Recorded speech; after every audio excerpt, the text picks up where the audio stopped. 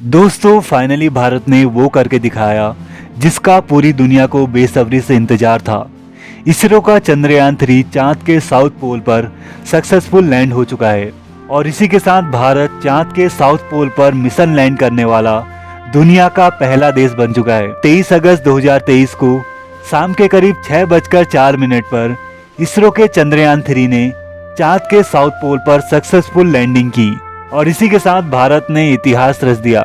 इस ऐतिहासिक पल की गवाह पूरी दुनिया थी और आखिरकार इसरो के वैज्ञानिकों की सालों की मेहनत रंग लाई। दोस्तों एक वो समय था जब इसरो के वैज्ञानिक अपना रॉकेट बैलगाड़ियों और साइकिल पर लाद कर ले जा रहे थे और आज भारत चांद पर अपना झंडा गाड़ चुका है। लेकिन चांद तक का ये सफर इतना आसान नहीं था। आइए जानते हैं चंद्रयान-3 की अब तक की जर्नी के बारे में और साथ ही ये भी जानेंगे कि अब आगे क्या होगा, चंद्रयान-3 की सक्सेस से हमें क्या फायदा होगा और क्या चंद्रयान-3 पृथ्वी पर वापस लौटेगा। इन सभी सवालों के जवाब जानेंगे आज की इस वीडियो में, तो इस वीडियो को एंड तक देखिए।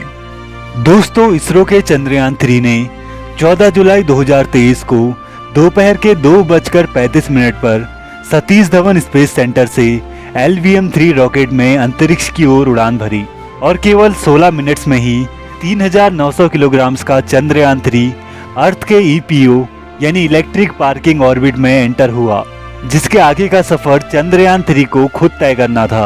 अर्थ के ऑर्बिट में पहुंचने के बाद ये पृथ्वी का चक्कर लगाते हुए अपनी ऑर्बिट को बड़ा करता रहा और 1 अगस्त 2023 को ट्रांस लूना इंजेक्शन के जरिए ये चांद के ऑर्बिट में एंटर हुआ और यहाँ भी ये चांद का चक्कर लगाते हुए अपनी ऑर्बिट को छोटा करते हुए चांद के और करीब पहुंचता रहा।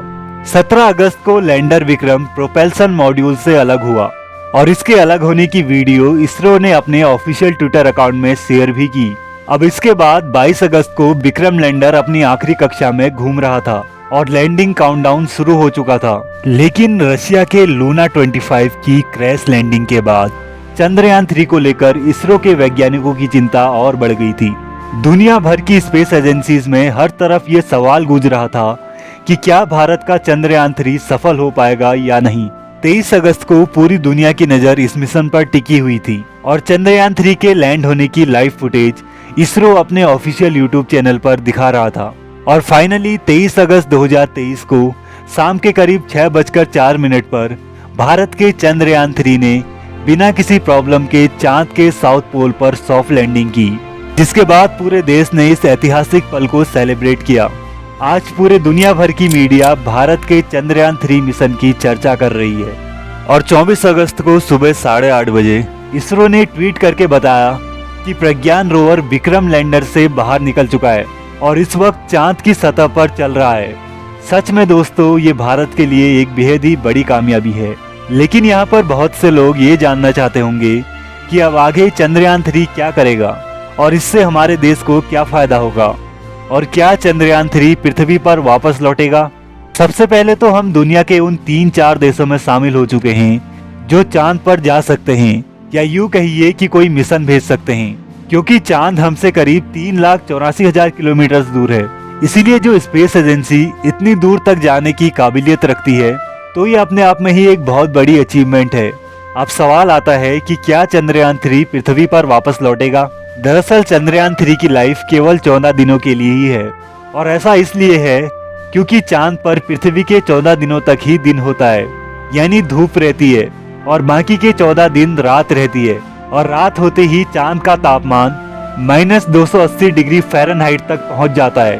और क्योंकि विक्रम लैंडर और प्रज्ञान रोवर केवल धूप में ही काम कर सकते हैं, इसीलिए 14 दिन के बाद ये निष्क्रिय हो जाएगा, क्योंकि इसे बनाया ही 14 दिनों के लिए है और ये 14 दिनों में ही हमें चांद से जुड़ी वो सारी जानकारियां पहुंचा देगा जिसके लिए इसे वहां भेजा गया है। अगला और सबसे अहम सवाल, 14 दिनों तक चंद्रयान-3 चांद पर क्या खोज करेगा।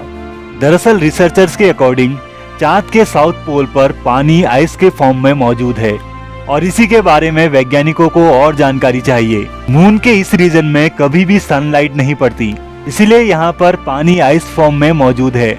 और क्या आप जानते हैं कि चांद पर पानी की खोज करने वाला पहला देश और कोई नहीं बल्कि हमारा देश भारत ही था, जिसने साल 2008 में अपने चंद्रयान-1 मिशन में चांद पर पानी के होने के प्रमाण दिए थे, जिसके बाद पूरी दुनिया की नजर चांद के इस रीजन पर थी और भारत भी एक ऐसा मिशन भेजना चाहता था जो चांद पर लैंड करके वहां पर मौजूद मिनरल्स को स्टडी कर सके, जिसके लिए इसरो ने 2019 में अपने चंद्रयान-2 मिशन को चांद पर भेजा था और जो एकदम सही भी जा रहा था। लेकिन चांद के सरफेस से थोड़ी ही दूरी पर इसका संपर्क पृथ्वी से टूट गया और चंद्रयान-2 चांद पर क्रैश लैंड हो गया।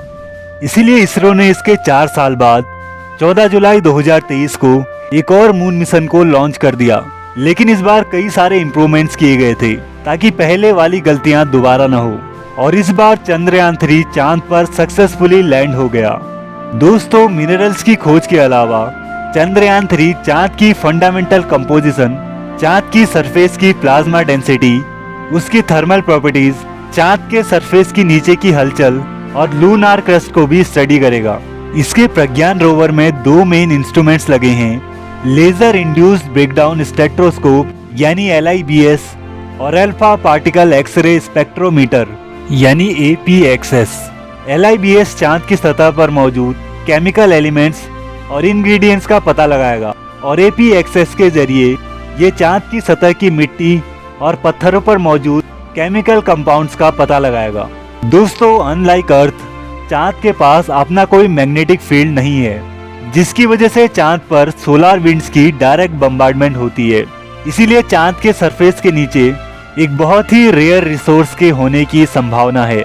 दरअसल हम बात कर रहे हैं हीलियम-3 की, जो कि हीलियम का ही एक आइसोटोप है और पृथ्वी पर बेहद ही रेयरली पाया जाता है, लेकिन चांद पर भारी मात्रा में हो सकता है।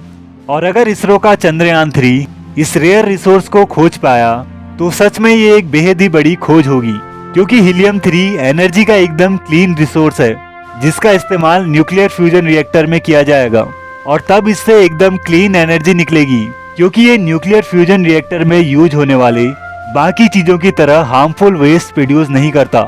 इसीलिए वैज्ञानिकों के लिए चांद पर मौजूद ये हीलियम-3 इतना इम्पोर्टेंट है।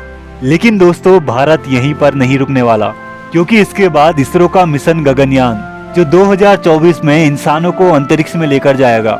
इसके अलावा मंगलयान-2 जो एक ऑर्बिटर मिशन है जो कि मार्स तक जाएगा, और आदित्य L1 जो कि सूरज के करीब जाकर उसे स्टडी करेगा। इन सभी फ्यूचर मिशंस की अनाउंसमेंट ऑलरेडी हो चुकी है और हमें पक्का यकीन है कि आने वाले समय में हम इसी तरह से इन मिशंस की भी कामयाबी को सेलिब्रेट कर रहे होंगे। दोस्तों, इस वीडियो में इतना ही। वीडियो अच्छी लगी तो वीडियो को लाइक एंड शेयर और चैनल को सब्सक्राइब करके बेल आइकन जरूर प्रेस कीजिए।